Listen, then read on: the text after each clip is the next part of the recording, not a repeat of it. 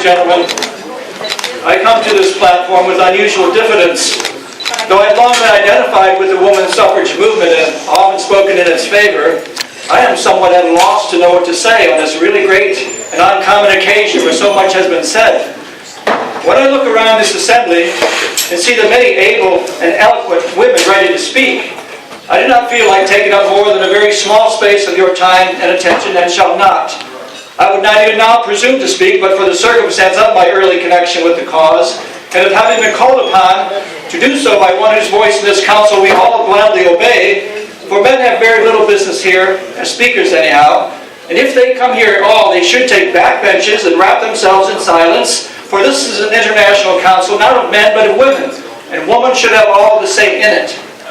I believe no man, however gifted with thought and speech, can voice the wrongs and present the demands of women with the skill and effect, the power and authority of woman herself.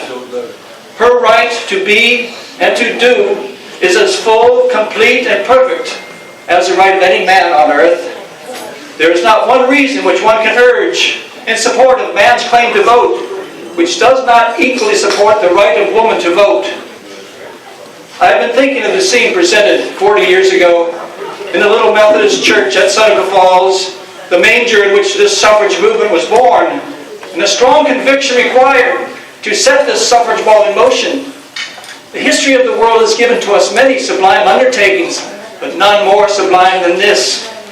The greatness of woman to organize herself in opposition to her exclusion from participation in government. Men took for granted that everything in woman's life was supposed to be lovely, just as it should be. She had no rights denied, no wrongs to redress. Her wrongs, if she had any, were too light to be felt. It required a daring voice and a determined hand to call the nation to account for the rights and opportunities of which it was depriving her.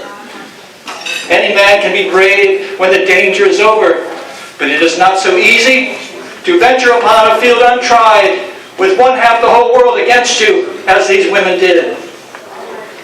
Man has been so long the king, and woman the subject, that both parties have been hardened into their respective places, and they easily think that a thing that is done everywhere must be right.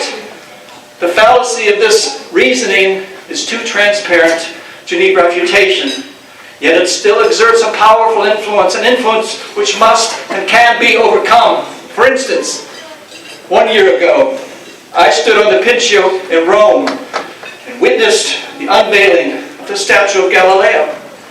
At no time before had Rome been free enough to permit such a statue to be placed within her walls. It is now there. Not with the approval of the Vatican. No priest took part in the ceremonies, but the great truths of the solar system were not angry at the sight. And the same will be true when woman shall be clothed in all of the rights of American citizenship. I close in saying that the benefits accruing for the equal rights of woman are not limited to women only. They will be shared by every effort to promote the progress of mankind everywhere and in all ages. When a great truth once gets abroad in the world, no power on earth can suppress it. Such a truth is woman's right to equal liberty with man. She was born with it. It is inscribed on all powers and faculties of her soul, and no custom or law can ever destroy it. And her greatness will be seen in the final triumph of woman's cause, not only in this country, but throughout the world. Ladies and gentlemen, thank you very much.